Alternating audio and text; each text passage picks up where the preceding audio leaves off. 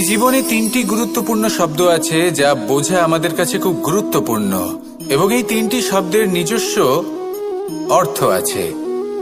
প্রথম হলো সঙ্গবদ্ধতা, অর্থাৎ একসাথে মিলে কাজ করতে হবে, একসাথে মিলে পরিশ্রম করতে হবে, সামনে এগোতে হবে। এরকম করতে পারলে আপনার শক্তি বৃদ্ধি পাবে, আপনার ক্ষমতা বৃদ্ধি পাবে, আপনি এগোতে পারবেন এবং অনেক দূরে যেতে পারবেন। দ্বিতীয় হলো আত্মবিশ্বাস। হেরে যাওয়া বস্তুও আবার জিতে নিতে পারবেন। যদি আপনার নিজের আত্মবিশ্বাস থাকে তাহলে আপনি কখনো পরাজিত হবেন না। এবং তৃতীয় হলো অহংকার। জয়লাভ করার পরেও কিন্তু এটা আপনাকে পরাজিত করতে পারে। সেই জন্য জীবনে সঙ্গবদ্ধ হন, আত্মবিশ্বাস রাখুন, কিন্তু কখনোই অহংকার করবেন না। এই অহংকার আপনার থেকে সব কিছু কেড়ে নিতে পারে। এই অহংকারের জন্যই মথুরাপতি কংস নিজের পতনের দিকে অগ্রসর হয়েছিলেন। এই অহংকারকে ত্যাগ করুন আর আমার সাথে ভালোবেসে বলুন, রাধা রাধা। এই সংসারে সব থেকে বেশি কঠিন কাজ কোনটা? কেউ বলবেন যুদ্ধ করা, কেউ বলবেন ধন অর্জন করা, আবার কেউ বলবেন জ্ঞান অর্জন করা সব থেকে বেশি কঠিন। এবার প্রত্যেক ব্যক্তির নিজস্ব অভিজ্ঞতা আছে আর সেই অনুসারে তার নিজস্ব একটা উত্তর আছে। সাধারণভাবে দেখতে গেলে এই সংসারে সব থেকে কঠিন হলো তপস্যা করা, অর্থাৎ সব কিছু ত্যাগ করে তপস্যায় নিজেকে বিলীন করে দেওয়া। এবার এর থেকে বেশি কঠিন এই সংসারে আর কি বা হতে পারে? এই সংসারে, এই সমাজে, নিজের পরিবারের মধ্যে থেকেও ধৈর্য ধরে সামনে অগ্রসর হওয়া, এটা হলো সব থেকে কঠিন কাজ। কারণ যখন আপনি তপস্যা করেন তখন সেখানে আপনার ধৈর্য ভাঙার মতো কেউ থাকেন না, না কোনো বন্ধু, না কোনো আত্মীয়, না কোনো শত্রু, কেউ না। কিন্তু যখন আপনি এই সমাজে, এই পরিবারে থাকেন, কোনো না কোনো ব্যক্তি এসে আপনার ধৈর্যের বাঁধ ভেঙে দেওয়ার ক্ষমতা রাখেন। তারা আপনার ধৈর্যের বাঁধ ভেঙে দেয়, আর কখনো কখনো তারা অনিচ্ছাকৃতভাবেই সেটা করে থাকেন। কারণ তাদের মানসিকতা আপনার থেকে আলাদা, তাদের কর্ম আপনার থেকে আলাদা, তাদের দৃষ্টিভঙ্গি আপনার থেকে আলাদা, জীবন যাপন আপনার থেকে আলাদা। সেক্ষেত্রে আপনি ধৈর্যচ্যুত হন, প্রসন্নতা আপনার থেকে ছিনিয়ে নেওয়া হয়। সেই জন্য এই সংসারে, এই পরিবারের থেকেও ধৈর্য ধরে সামনে অগ্রসর হওয়া কোনো পর্বতের শিখরে গিয়ে তপস্যা করার থেকেও অনেক বেশি কঠিন। আর যে ব্যক্তি এই সমাজেই, এই পরিবারে, সেই সকল মানুষের মধ্যে থেকে গিয়েও ধৈর্য ধরে অগ্রসর হতে থাকেন, যারা এই কাজটা শিখে নিতে পারেন, তারাই কিন্তু জীবনে আনন্দ লাভ করতে পারেন। এই ধৈর্যই শেষে আপনার জীবনে প্রসন্নতা বহন করে আনবে। তাই ধৈর্য ধরে জীবনের পথে অগ্রসর হন আর আমার সাথে ভালোবেসে বলুন, রাধা রাধা। আমরা যখনই কোনো গাছের চারা রোপণ করি তখন সবার আগে পরীক্ষা করে দেখি যে যেখানে আমরা চারা রোপণ করতে চলেছি সেখানকার মাটি আদৌ উর্বর কিনা, সেই মাটি সেই চারাকে বাড়তে সাহায্য করবে কিনা। যখন একটা চারা রোপণের আগে আমরা এত কিছু ভাবতে পারি, তাহলে কাউকে বিশ্বাস করার আগে আমরা কেন ভাবি না? জীবনে কখনো এই বিশ্বাসরূপী চারা কোথাও রোপণ করার আগে বোঝার চেষ্টা করুন যে যার উপর আপনি বিশ্বাস করতে চলেছেন সে কি আদৌ আপনার বিশ্বাসের যোগ্য কি না। ভেবে দেখুন সেই ব্যক্তি ভবিষ্যতে গিয়ে আপনার বিশ্বাস ভাঙতে পারে কিনা। এটাও ভেবে দেখুন যে যাকে আপনি বিশ্বাস করতে চলেছেন তাকে আপনি বিশ্বাস করলে নিজের জীবনের উদ্দেশ্যে আপনি অগ্রসর হতে পারবেন কিনা। আর তার জন্য প্রয়োজন সঠিক সিদ্ধান্ত, পরখ করা, কোনটা উচিত কোনটা অনুচিত সেটা বোঝা। আর তাতে কিন্তু আপনি সন্দেহবাতিক হবেন না, তাতে আপনি আরো নিপুণ হয়ে উঠবেন। তাই যদি আপনি নিপুণ হয়ে উঠতে চান তাহলে বোঝার চেষ্টা করুন, পরখ করে দেখুন, কোনটা উচিত কোনটা অনুচিত বুঝুন। আর বিশ্বাস তখনই করুন যখন আপনি 100% নিশ্চিত হবেন যে সে বিশ্বাসের যোগ্য। আসুন আমার সাথে ভালোবেসে বলুন, রাধা রাধা। রাধা কখনো কখনো আমার জন্য বড়ই সুগন্ধি আতর নিয়ে আসে, পারিজাত ফুলের মালা নিয়ে আসে আমার প্রসাধন করবে বলে, এবং আমার সব থেকে বেশি প্রিয় মাখন নিজে হাতে বানিয়ে আনে আমাকে নিজে হাতে খাইয়ে দেবে বলে, সবকিছু আমাকে প্রসন্ন করবে বলে। কিন্তু আপনি কখনো ভেবেছেন যে এই আতর কিভাবে বানানো হয়? সহস্র ফুলের পাপড়ি একসাথে পিষে নিতে হয়, তারপরে তার থেকে যে রস নিঃসৃত হয় সেই রস দ্বারাই আতর তৈরি হয়। অনেক সংখ্যক ফুলকে অসীম যন্ত্রণা ভোগ করতে হয়, তবে তারা আমার প্রসাধন সামগ্রী হয়ে উঠতে পারে। দুধ থেকে মাখন তৈরি করার জন্য কতটা পরিমাণ মন্থন সহ্য করতে হয় সেটা আপনি জানেন। ঠিক সেই রকমই হলো আমাদের জীবনও। বিপদও আসে, কঠিন পরিস্থিতিও আসে, এর সম্মুখীন হতে শিখুন। মনে রাখবেন, আপনি হলেন সেই দুধ যাকে মন্থন সহ্য করতে হবে মাখন হয়ে ওঠার জন্য। মনে রাখবেন, আপনি হলেন সেই ফুলের মতন যাদের পিষ্ট হতে হবে সুগন্ধি আতর হয়ে ওঠার জন্য, যাকে এই সংসার পছন্দ করে। কখনো কখনো জীবনে আপনার সাথে খারাপ শুধুমাত্র এই কারণে ঘটে যাতে আপনার শ্রেষ্ঠ রূপ এই সংসারের সামনে আসতে পারে। শুধুমাত্র কঠিন পরিস্থিতি এবং বিপদকে একটা সুযোগ হিসেবে দেখার চেষ্টা করুন। আপনার জন্য এই সংসার বদলে যাবে, সংসারকে দেখার দৃষ্টিভঙ্গি পাল্টে যাবে, আপনার ভাগ্য পাল্টে যাবে, আর এই মন প্রসন্ন হয়ে বলবে, রাধা রাধা। পাশা নামক এই খেলাটি আপনারা নিশ্চয়ই খেলেছেন, না খেলে থাকলে দেখেছেন, আর যদি দেখেও না থাকেন তাহলে নিশ্চিত রূপে শুনেছেন। মহাভারতের এই মহাযুদ্ধ কোথাও না কোথাও এই পাশা নামক খেলার কারণে হয়েছিল। পাশার এই বিচিত্র খেলা, দান, এইসবের কারণে কেউ নিজের মাথায় রাজ মুকুট পরিধান করেছিলেন, আবার সেখানেই পরাজিত হওয়ার জন্য কাউকে বনবাসও ভোগ করতে হয়েছিল। কিন্তু এই খেলা সমাপ্ত হওয়ার পরে সমস্ত ঘুঁটি আর এই পাশার ছক একই পুটলিতে স্থান পেল। এটাই হলো আমাদের জীবন। এই সংসারে আমরা জয় পরাজয়ের বিষয়ে এতটাই ভাবি, এত চিন্তা করি যে এই জীবনের খেলার আনন্দটাই উপভোগ করতে পারি না। আর অবশেষে কি হয়? কেউ জয়ী হন, কেউ পরাজিত হন, কিন্তু দুজনেই একই স্থানে পৌঁছে যান। প্রত্যেক ব্যক্তি মৃত্যুর পরে একটি নির্দিষ্ট স্থানেই পৌঁছতে বাধ্য, কিন্তু ততক্ষণ এই জীবন, এই খেলা, তার আনন্দ উপভোগ করুন। এই সংসারে সেই ব্যক্তি শ্রেষ্ঠ স্থানে পৌঁছতে পেরেছেন যিনি এই সংসারকে প্রকাশ প্রদান করেছেন, যিনি কখনো জয় পরাজয় এ বিষয়ে ভাবেননি, শুধু এই জীবনের খেলার আনন্দ উপভোগ করেছেন। এটাই আপনিও করুন, আর আমার সাথে ভালোবেসে বলুন, রাধা রাধা। প্রত্যেক মানুষ নিজের জীবনে দুঃখ অনুভব করেন। প্রত্যেকের দুঃখ আলাদা হতে পারে। কারোর মনে এই দুঃখ থাকে যে সে তার বাবা মায়ের সব ইচ্ছে পূরণ করতে পারেননি। কেউ এটা ভেবে দুঃখ পান যে সে চিরকাল সদাচার করেছেন, সৎকর্ম করেছেন, কিন্তু তাও তাকে দুরাচারী বলে মনে করা হয়। কেউ এটা ভেবেও দুঃখ পান যে তার সামনে যে ব্যক্তি রয়েছেন তার চোখে তিনি শত্রু হয়ে উঠেছেন বা দুষ্ট হয়ে উঠেছেন, যেখানে তিনি হয়তো কোনো অনুচিত কাজই করেননি। এবার এই সমস্ত বিষয় নিয়ে ভেবে নিজের ব্যক্তিত্ব নিয়ে সন্দেহ প্রকাশ করবেন না। যদি নিজের ব্যক্তিত্ব নিয়ে কোনো সন্দেহ থেকে থাকে তাহলে কর্ম সংক্রান্ত প্রশ্ন করুন যে আপনি যা করেছেন তাতে কি উচিত ছিল, কি অনুচিত ছিল। যেটা প্রয়োজন সেটা এটা বোঝার যে আপনার অন্তর্মন, আপনার বিবেক আপনাকে কি বলছে, আর আপনার অন্তর্মন আর আপনার বিবেক আপনাকে যেটা করতে বলবে শুধু সেটাই করুন। আর তারপরে এই সংসার কি বলবে, কি ভাববে সেসব নিয়ে ভাবতে যাবেন না, কারণ এই সংসার তো ঈশ্বরকেও প্রশ্ন করে থাকে, ঈশ্বরকেও দোষী মনে করে। কখনো কখনো যখন কোনো ঘটনা মানুষের ইচ্ছা অনুযায়ী ঘটে না, তখন মানুষ এটা বলে যে হে ঈশ্বর, আপনি আমার পাশে থাকলেন না, আপনি বড়ই কঠোর, এটা আপনার দোষ।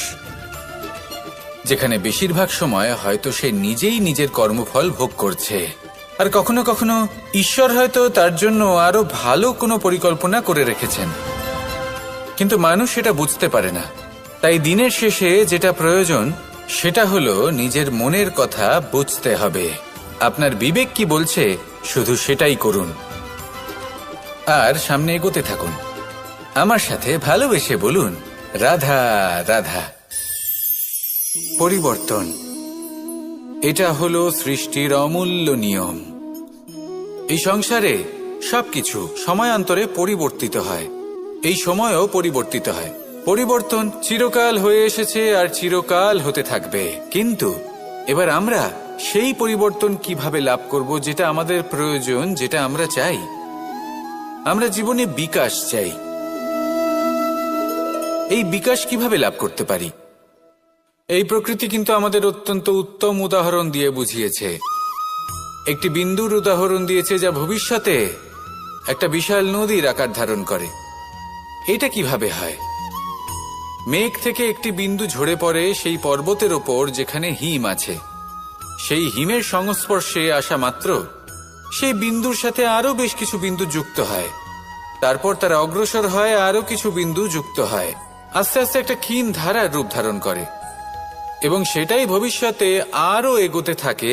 অনেকটা যাওয়ার পর যখন অনেক সংখ্যক বিন্দু একসাথে যুক্ত হয় তখন সেটা বিশাল নদীর আকার ধারণ করে। এবার আমরা মানুষ বলে আমাদের সাথে এই নিয়মের অন্যথা হয় তা নয়। আমরাও এই প্রকৃতির অংশ, আমাদের ক্ষেত্রেও একই নিয়ম প্রযোজ্য। যখন পরিশ্রম করে অনেক সংখ্যক বিন্দু আমরা একত্রিত করব তখনই পরিবর্তনের নদী প্রবাহিত হবে। প্রয়োজন হলো নিরন্তর পরিশ্রম করা এবং ধৈর্য ধরা। এটা করতে থাকুন, জীবনে সবকিছু লাভ করতে পারবেন, কারণ প্রকৃতি আমাদের এটাই শিখিয়েছে। আর আমরা এই ব্রহ্মরই একটি অংশ, যার দ্বারা এই ব্রহ্মাণ্ড নির্মিত। আসুন আমার সাথে ভালোবেসে বলুন, রাধা রাধা। কখনো এই প্রকৃতির দিকে তাকিয়ে থাকবেন। এই প্রকৃতি অনেক ধরনের শিক্ষা দেয়। কোন একটা গাছকে দেখুন কিভাবে সে মাটি থেকে জল শুষে নেয়।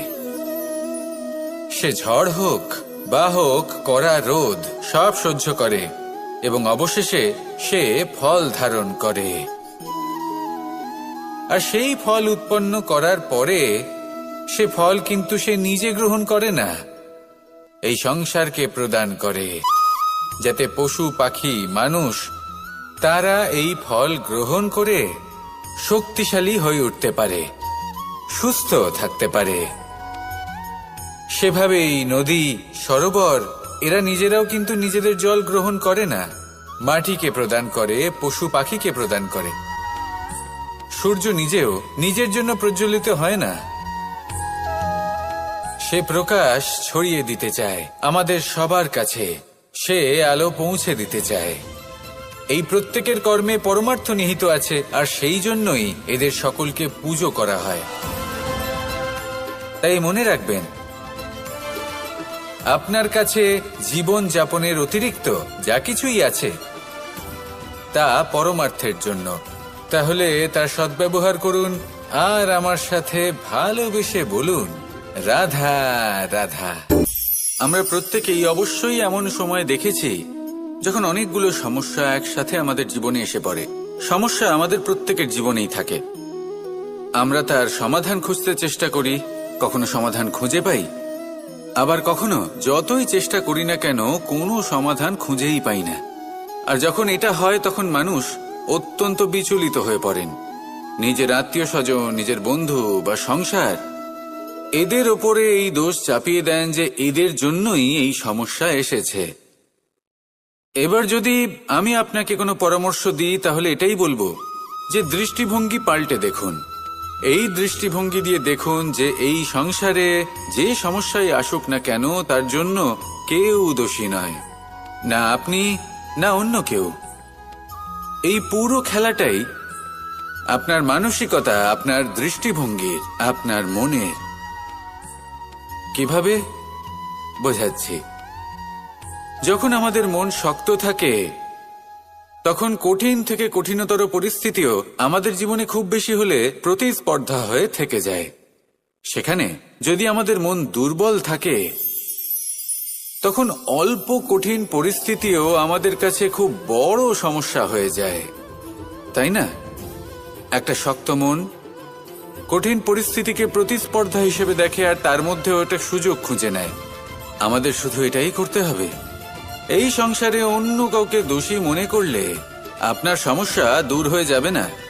সেই জন্য এই সংসারকে দোষ দেওয়ার বদলে এই সমস্যার মূলে চলে যান, সেটাকে বুঝুন, নিজের এই মনকে শক্ত করে তুলুন।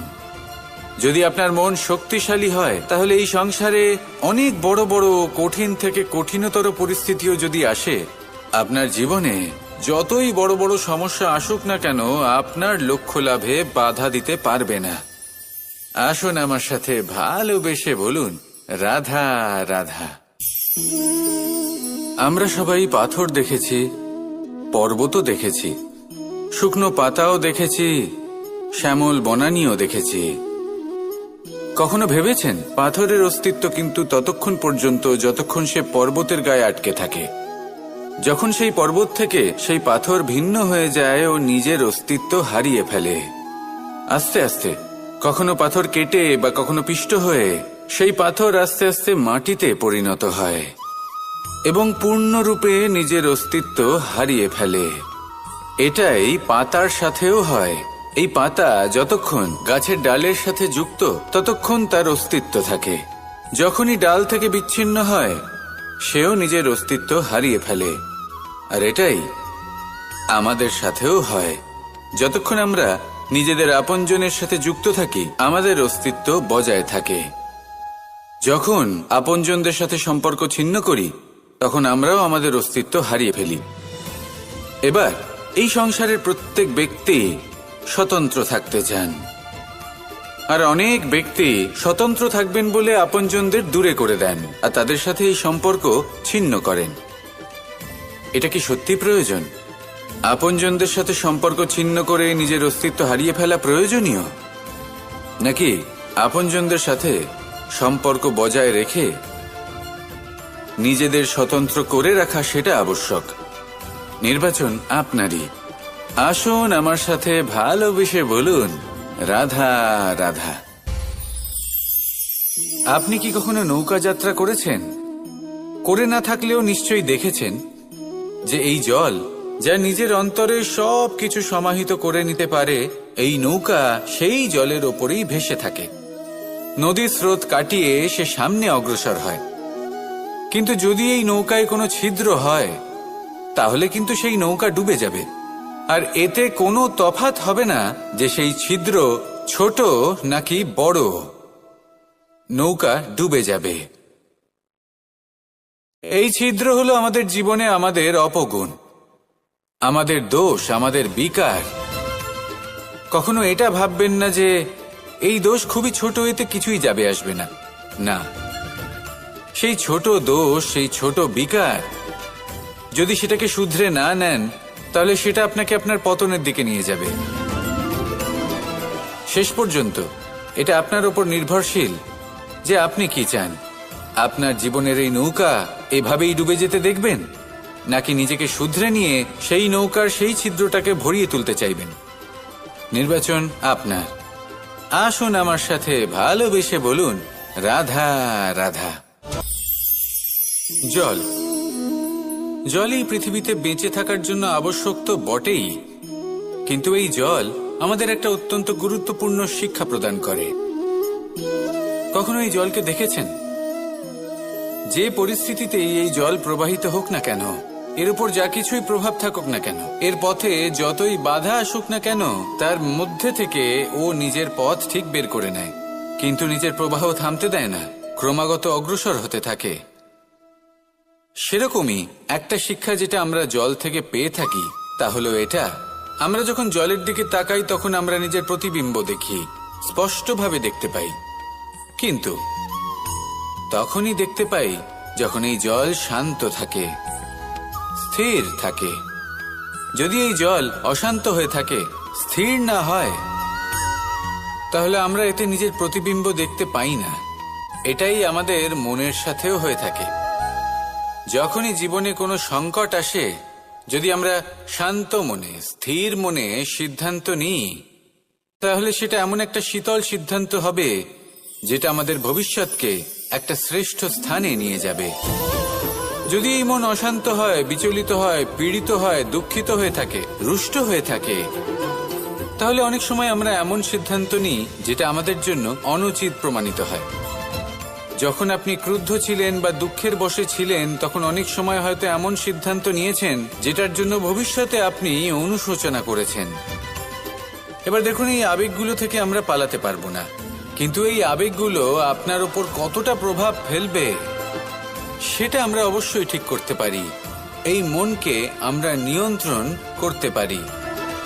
এটাই করুন, চিন্তা করুন, এই মনকে শান্ত রাখুন, স্থির হতে চেষ্টা করুন, আর তারপরে সিদ্ধান্ত নিন। আসুন আমার সাথে ভালোবেসে বলুন, রাধা রাধা। এই সংসারে ভৌতিক বস্তুরও নিয়তি আছে। যারাই এই সংসারে আসে বা উৎপন্ন হয়, তারা কিছুমাত্র সময় পর্যন্তই এখানে থাকতে পারে, আর তারপরে সেও লুপ্ত হয়ে যায়, অর্থাৎ সে নিজেও এই পঞ্চমহাভূতে সমাহিত হয়ে যায়। আমাদের সাথেও ঠিক এটাই হয়। সেই জন্যই ঈশ্বর দ্বারা প্রদত্ত এই উপহারের বিষয়ে ভাবুন, এই জীবনের বিষয়ে ভাবুন। ঠিক যেমন বিশ্বাস ভঙ্গ হলে কোনো ব্যক্তি আমাদের কাছে অপরিচিত হয়ে যান, ঠিক সেরকমই শেষ নিঃশ্বাস ত্যাগের পর এই শরীরও আমাদের কাছে পরই হয়ে যায়।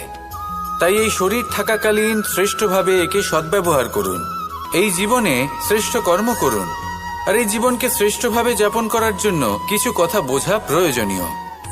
যদি আপনি কারোর প্রশংসা করেন, তাহলে পূর্ণ হৃদয় দিয়ে করুন। যদি আপনি হস্তক্ষেপ করে থাকেন, তাহলে মস্তিষ্ক দ্বারা করুন। যদি আপনি সমীক্ষা করেন, তাহলে বিবেক দ্বারা করুন। যদি আপনি ধন অর্জন করতে চান, তাহলে নীতি অনুসারে চলুন। যদি জীবনযাপন করতে চান, তাহলে রীতি মেনে করুন। আর যদি ঈশ্বরের ভজন করতে চান, তাহলে ভক্তিভাব নিয়ে করুন। শুধু এই কথা মনে রাখবেন যে আপনার এই জীবন কিন্তু অনিশ্চিত কাল পর্যন্তই আছে। কতক্ষণ আছে সেটা কেউ জানে না। তাই কিছু মুহূর্ত যেটা যাপন করতে আমরা এখানে এসেছি, সেখানে ক্রোধ, অহংকার, ঈর্ষা, এইসব আবেগের কি গুরুত্ব বলুন তো? এগুলো ত্যাগ করুন। মানুষকে ক্ষমা করতে শিখুন, আস্তে আস্তে বিশ্বাস করতে শিখুন। এই সংসারে নিঃস্বার্থভাবে প্রেম করতে শিখুন, আর সবার মধ্যে আনন্দ বিতরণ করুন। তাই এই সব গুণ যদি আপনি আত্মসাৎ করতে পারেন, তাহলে আপনার জীবনে শুধু আনন্দ এবং আনন্দই বিরাজমান হবে। আসুন আমার সাথে ভালোবেসে বলুন, রাধা রাধা। এবার কখনো কখনো জীবনে আমাদের মনে হয় যে চতুর্দিকে শুধুমাত্র অন্ধকারই হয়ে আছে। প্রত্যেকেরই তা কখনো মনে হয়। আর তখনই আমাদের নিরাশ হলে চলবে না, আমাদের দুঃখী হলে চলবে না। সেই সময় আমাদের খুঁজতে হবে নিজেদের আশেপাশে, চতুর্দিকে, আর কোথাও না কোথাও আমরা প্রকাশ অবশ্যই দেখতে পাব, আশার একটা কিরণ অবশ্যই দেখতে পাব। কেউ এমন একটা কর্ম করেন যেটা দেখে আমরা প্রেরিত হয়ে যাই, আর এমন কোনো কর্ম যদি আপনারা করেন, তাহলে সেই কর্ম আপনার মনকে প্রসন্ন ভাব, আনন্দ এবং ভালোবাসা দ্বারা ভরিয়ে তুলবে। আপনার অন্তরের সেই অন্ধকারের অন্ত করবে, দুঃখেরও অন্ত করবে। আর এই মন প্রসন্ন ভাব নিয়ে বলবে, রাধা রাধা। যদি কোনো সিংহ বানরের মতো গাছে চড়তে চেষ্টা করে, তাহলে কি হবে? একটা মাছ যদি মাটিতে হাঁটতে চেষ্টা করে, তাহলে কি হবে? তারা বিফলই হবে। কিন্তু এরকম কেন হয়? তার কারণ হলো প্রকৃতির রচনা কিছুটা এরকম। এখানে প্রত্যেকটি ব্যক্তিকে, প্রত্যেকটি প্রাণীকে আলাদা আলাদা গুণের অধিকারী করা হয়েছে, এবং সকলকে একটা সীমাও প্রদান করা হয়েছে। এবার এই যে বৃক্ষ, পশু, পাখি, এদের মধ্যে সেই ক্ষমতাই নেই যে এরা নিজেদের যাচাই করতে পারবে, নিজেদের সীমাগুলো বুঝতে পারবে, নিজেদের সদ্গুণগুলো চিনতে পারবে, এরা সেটা করতে পারবে না। কিন্তু মানুষ তো আলাদা। মানুষের কাছে সেই বিশেষ শক্তি আছে যে তারা পূর্ণরূপে নিজেদের যাচাই করতে পারবে, নিজেকে পূর্ণরূপে বুঝতে পারবে, নিজের দোষ, নিজের অপগুণ, নিজের সদ্গুণ, নিজেদের সীমাগুলো তারা বুঝতে পারবে। আর এটা অত্যন্ত গুরুত্বপূর্ণ। কথায় আছে যে যদি সাফল্য লাভ করতে হয় তাহলে নিজেকে যাচাই করে নিতে হবে। তাই নিজেকে যাচাই করুন, নিজের সাথে পরিচিত হয়ে যান এবং জীবনে কর্ম করতে থাকুন। সাফল্যের শিখরে অবশ্যই পৌঁছে যাবেন। আর ওখানে যদি যান তাহলে এই মন প্রসন্ন হয়ে অবশ্যই বলবে, রাধা রাধা। বনের মধ্যে যদি আপনি কোনো বিষাক্ত সাপ দেখেন তাহলে কি করবেন? আপনি তখনই তার থেকে দূরে পালাতে চেষ্টা করবেন। আর এটা কেন করবেন? নিজের রক্ষার্থে। এই কথা আমি নয় মেনে নিলাম, কিন্তু নিজের জীবনে এটা করেন না কেন? আপনি যেখানেই যান, যে স্থানেই যান না কেন, প্রত্যেক সময়, প্রত্যেক মুহূর্তে এমন বিষাক্ত সাপ আপনি অবশ্যই খুঁজে পাবেন। আর সেই সাপ নয় যাদের আপনি বনে খুঁজে পাবেন, এরা হলো সেই সাপ যা আপনাকে পাপ করতে বাধ্য করবে। আপনার অন্তরের বাসনা, ক্রোধ, অহংকার, লোভ, ঈর্ষা এদের বৃদ্ধি ঘটাবে। দেখুন, বনের এই সাপ আপনাকে একবার ছেড়ে দিতেও পারে, ছোবল নাও মারতে পারে, কিন্তু এই যে পাপরূপী সাপ আছে তা অবশ্যই ছোবল মারবে। কর্ম যদি করেন তাহলে অবশ্যই ফল পাবেন। সেই জন্য যখনই কোথাও যাবেন, যদি এমন কাউকে দেখেন, যদি এমন কিছু দেখেন যে আপনাকে পাপ করতে বাধ্য করছে, তাহলে সেই মুহূর্তে সেখান থেকে পালিয়ে যান। যেমন বনের সাপ দেখে আপনি পালাতে থাকেন। সৎকর্মের রক্ষা অত্যন্ত আবশ্যক। আসুন আর আমার সাথে ভালোবেসে বলুন, রাধা রাধা। মনুষ্য জীবনের সব থেকে বেশি গুরুত্বপূর্ণ বিষয় হলো মনের একাগ্রতা। এই সংসারের যে কটি মহান কার্য সম্পাদন হয়েছে তা হলো মনের এই একাগ্রতার একমাত্র ফল। আপনি অবশ্যই দেখে থাকবেন, অনেক ছোট বড় নদী যা বয়ে চলে তাদের সামনে একটা বাঁধ নির্মাণ করা হয় সেই সব নদীর জল সঞ্চয় করতে। বাঁধ হয়ে গেলে প্রয়োজন মতো বা মনের ইচ্ছে মতো তাকে ব্যবহার করা সম্ভব। এবার এটাই আমাদের মনের সাথেও সম্ভব। আমাদের মনের একাগ্রতা আজকের দিনে দাঁড়িয়ে বিভিন্ন ধরনের বিকার, ক্রীড়া এবং ভোগের মধ্যে ভাগ হয়ে গেছে। একে একত্রিত করতে হবে, একটা বাঁধ নির্মাণ করতে হবে। একে শুধু এটাই করতে হবে, যেটা উচিত কর্ম সেটাই করুন, যেটা অনুচিত কর্ম সেটা করা থেকে নিজেকে বিরত রাখুন। এটাই করতে হবে, যেটা উচিত কর্ম সেটাই করুন, যেটা অনুচিত কর্ম সেটা করা থেকে নিজেকে বিরত রাখুন। ব্যাস, এই কাজটাই আপনি করতে থাকুন, করতে থাকুন। মনের মধ্যে একাগ্রতার বাঁধ নির্মাণ করুন। আর একবার যদি তা নির্মাণ হয়ে যায় তাহলে যখন চাইবেন, যেখানে চাইবেন, যতটা চাইবেন একাগ্রতা প্রয়োগ করতে পারবেন। আর একবার যদি আপনি এটা শিখে যান তাহলে এই সংসারকে বদলে ফেলার মতো কাজ আপনি করতে পারবেন, সমাজকে শুধরাবার মতো কাজ করতে পারবেন। তাহলে এই মনকে একাগ্র করুন আর আমার সাথে ভালোবেসে বলুন, রাধা রাধা। আমরা সবাই ফল খাই, কিন্তু আমাদের সেই ফলই প্রিয় হয় যে পরিপক্ক হয়ে ওঠে, যেটা নম্র হয়, আর যে ফল অনেক বেশি মিষ্টি আর সুস্বাদু হয়ে থাকে, যাদের রঙে বাহার দেখা যায়। সেইভাবে জীবনে আমরা নানান মানুষের সাথে পরিচিত হই, কিন্তু সেই মানুষই আমাদের মন ছুঁয়ে যায় যারা বিনম্র স্বভাবের, যাদের বাণী খুব মধুর, যাদের অন্তরে আত্মবিশ্বাসের একটা তেজ, একটা রং দেখা যায়। এবার এমন ব্যক্তি আমরা কি করে হব? ঠিক সেইভাবেই যেমন একটা ফল রোদ, বর্ষা, শীত, বায়ু এই সকল সংকটময় পরিস্থিতির সম্মুখীন হয়ে পরিপক্ক হয়ে ওঠে, সেইভাবেই মানুষ সংকটময় পরিস্থিতির সম্মুখীন হয়ে পরিপক্ক হয়ে ওঠেন। যদি এই সংকটের সম্মুখীন হন তাহলে অভিজ্ঞ হবেন, আর এই অভিজ্ঞতাই শিক্ষা দিয়ে যাবে। এই অভিজ্ঞতা আমাদের শিখিয়ে দেয় যে আমাদের বিনম্র থাকতে হবে, অহংকার করে কোনো লাভ নেই। মধুর বাণীর যে কি মূল্য তা আমরা শিখতে পারি। এই অভিজ্ঞতাই আমাদের বুঝিয়ে দেয় যে উচিত অনুচিত কোনটা, আমাদের দৃষ্টিভঙ্গি তৈরি করে, আর এই দৃষ্টিভঙ্গি দ্বারা আত্মবিশ্বাস জাগ্রত হয়। সেই জন্য জীবনে কখনো বিপদ থেকে দূরে পালাবেন না, সেগুলোর সম্মুখীন হন, অভিজ্ঞতা লাভ করুন, তার থেকে শিক্ষা লাভ করুন, এইভাবেই পরিপক্ক হবেন। আসুন আমার সাথে ভালোবেসে বলুন, রাধা রাধা। ধন সঞ্চয় করা সম্ভব, আর সেই জন্য ধন সব থেকে বেশি মূল্যবান সম্পত্তি নয়।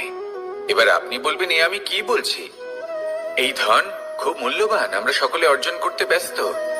সেটা এই কারণে, কারণ আপনারা জানেন না এই সংসারের সব থেকে বেশি মূল্যবান সম্পত্তি কি।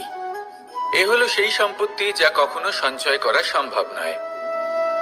আপনার কাছে যতই ধন থাকুক, তা দিয়ে আপনি স্বাস্থ্য লাভ করতে পারেন, বাড়ি কিনতে পারেন, আদি ইত্যাদি। কিন্তু আপনি যতই ধনী হন না কেন, ফেলে আসা দিনের একটা মুহূর্ত আপনি লাভ করতে পারবেন না। এই একটা মুহূর্ত, এই সময়, এটাই হলো সংসারের সব থেকে মূল্যবান সম্পত্তি। একবার চলে গেলে তা কখনোই ফিরে আসে না। আর এই মুহূর্ত যতই চলে যাক না কেন, আমরা স্মৃতির মাধ্যমে সেগুলি যাপন করতে পারি, তার আনন্দ উপভোগ করতে পারি। আর যার সাথে আমরা সময় অতিবাহিত করেছি, তার স্মৃতিতে আমরা চিরকাল জীবিত থাকতে পারি। সেই জন্য সময় সব থেকে মূল্যবান সম্পত্তি, তাকে এইভাবে নষ্ট করবেন না।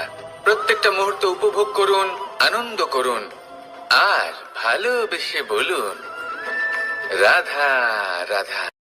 কনক, কি সুন্দর একটা শব্দ। এর অনেকগুলো রূপ রয়েছে, অনেকগুলো অর্থ রয়েছে। প্রথম অর্থ হলো স্বর্ণ, অর্থাৎ সম্পত্তি। দ্বিতীয় অর্থ ধুতুরা, অর্থাৎ গাছের ছোট একটা বীজ, যা কিনা অত্যন্ত শক্তিশালী হয়। যদি বেশি মাত্রায় এর প্রয়োগ করা হয়, তাহলে এটা বিষময় হয়ে উঠতে পারে। এই হলো সেই ধুতুরা, যার প্রয়োগ মহাদেবের পুজোতে করা হয়। এবার প্রশ্ন হলো এটাই যে, এই স্বর্ণ এবং এই ধুতুরার মধ্যে মিল কি রয়েছে? মিল হলো এটাই যে, এই দুটোই মানুষকে মত্ত করে তোলে।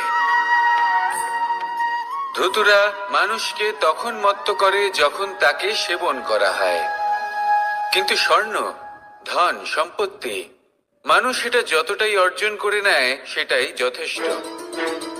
এই স্বর্ণ মানুষের ভাবনা চিন্তা করার ক্ষমতাকে বশ করে ফেলে। মানুষ সম্পত্তির লোভে মত্ত হয়ে ওঠে, কারণ যে যত চমৎকারী, যতটা অমূল্য হয়, তাকে সামলানো কিন্তু ততটাই কঠিন, তাই না? তাই মনে রাখবেন, ধন, স্বর্ণ, সম্পত্তি, এগুলো ধুতুরার থেকেও অনেক বেশি বিষাক্ত হতে পারে। তাই এর ওপর আত্মসংযমের একটা কবচ পরিয়ে রাখবেন এবং বিবেকের শক্তির সাথে এগুলো প্রয়োগ করুন, তবেই কল্যাণ হবে। আসুন আমার সাথে ভালোবেসে বলুন, রাধা রাধা। রোগ যদি এসে থাকে, তাহলে তার ওষুধও অবশ্যই আসে। সমস্যা যদি আসে, তাহলে সেই সমস্যার সমাধানও নিজে থেকেই আমাদের কাছে চলেই আসে। এই সংসার, এই জীবনের শুধুমাত্র একটাই নিয়ম আছে, আর তা হলো এটাই, এই সংসার হলো একটা চক্রের মতো। এতে শাশ্বত বলে কিছু নেই, নিত্য বলে কিছু নেই, আর যা কিছুই রয়েছে সব বদলাতে চলেছে। যদি আপনার জীবনে দুঃখ থাকে, সমস্যা থাকে, যদি আপনি বিপদ দ্বারা আচ্ছন্ন, তাহলে মনে রাখবেন, সবকিছু বদলে যেতে চলেছে। দুঃখের সময় কাঁদবেন না, মনকে আরো দুঃখী করে তুলবেন না, কারণ এখানে যা কিছুই এসেছে তা যাওয়ার জন্যই এসেছে। তাহলে এত চিন্তা কিসের? আনন্দ সহকারে জীবন যাপন করুন, আর আমার সাথে ভালোবেসে বলুন, রাধা রাধা। মানুষের জীবনে তিনটি গুণ অত্যন্ত প্রয়োজনীয়: শ্রদ্ধা, বিনম্রতা, যোগ্যতা। যদি জ্ঞান লাভ করতে চান, তাহলে শ্রদ্ধার প্রয়োজন। যদি মান লাভ করতে চান, তাহলে স্বভাবে বিনম্র হওয়া প্রয়োজন।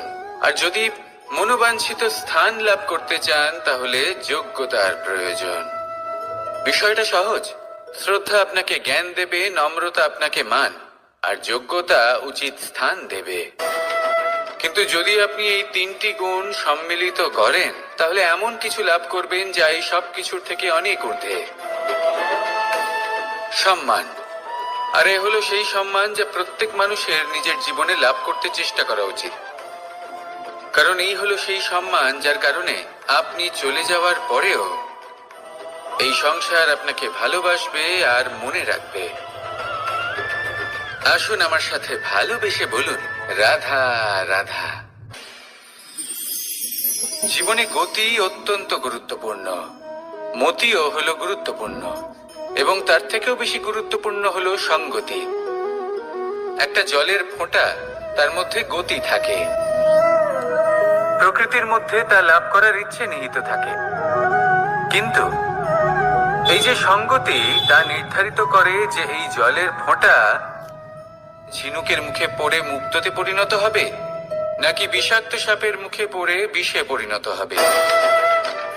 এবার দেখুন, এই জঞ্জাল স্বর্ণকারের দোকানের সামনেও থাকে এবং জঞ্জাল একজন ব্যবসাদারের দোকানেও থাকে, কিন্তু জঞ্জাল যা স্বর্ণকারের দোকানে থাকে তা ব্যবসাদারের দোকানের জঞ্জালের থেকে অনেক বেশি মূল্যবান, কারণ তার মধ্যে সোনার কণার সঙ্গতি থাকে। সেই জন্য জীবনে সঙ্গতির উপর বিশেষ গুরুত্ব দেবেন। যেমন সঙ্গতি তেমনই আপনি হবেন। আসুন আমার সাথে ভালোবেসে বলুন, রাধা রাধা। প্রত্যেক প্রাণী ভালোভাবে জীবন যাপন করতে চান, এটা তাদের স্বভাবে আছে এবং ভাবাটা অনুচিত নয়। কিন্তু একটা ভালো জীবনের গুরুত্বপূর্ণ অংশ কোনটা? বসবাসের স্থান, সেই স্থান যেখানে আমরা জীবন অতিবাহিত করি। এবার মানুষ ভাবতে পারেন যে একটা ভালো বাসস্থানের অর্থ কি?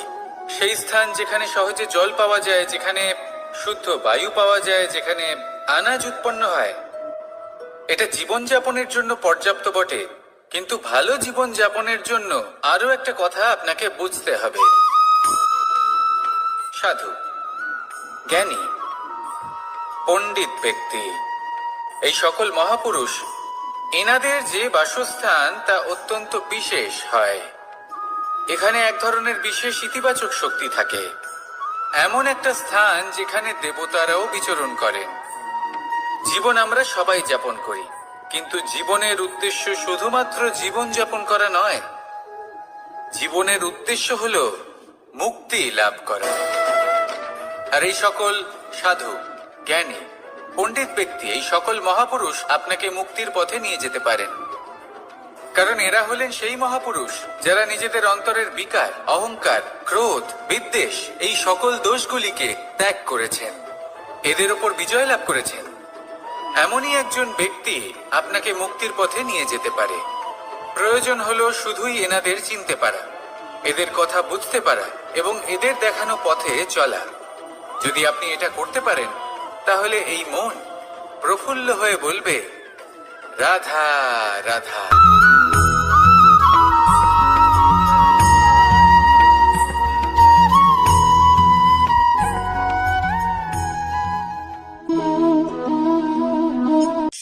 এই শুকনো পাতাটিকে দেখুন, নিষ্প্রাণ হয়ে পড়েছে।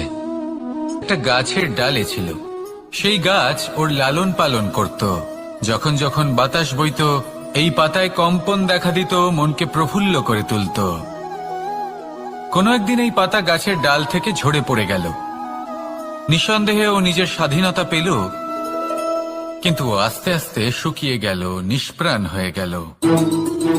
দেখুন, আমি এই কথা বলছি না যে স্বাধীনতা অনুচিত, কখনোই না, কিন্তু যে কোনো পরিস্থিতিতে স্বাধীন হতে চাওয়া এটা নিশ্চিত রূপে অনুচিত। আমরা যদি আমাদের জীবনে পরিবারের গুরুত্ব ভেবে দেখি, তাহলে এই পরিবারে যতই মতভেদ থাকুক না কেন, যতই মনোমালিন্য থাকুক না কেন, যতই বিবাদ থাকুক না কেন, এই সব মিটিয়ে নেওয়া অত্যন্ত প্রয়োজনীয়। সেই সবকিছু সমাপ্ত করা অত্যন্ত প্রয়োজনীয়। কখনো এই পরিবারকে ভাঙতে দেবেন না, কখনো এই পরিবার থেকে দূরে চলে যাবেন না।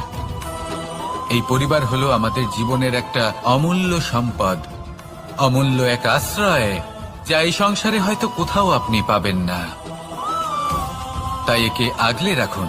পরিবার সেই গাছ আসুন আমার সাথে ভালোবেসে বলুন রাধা রাধা।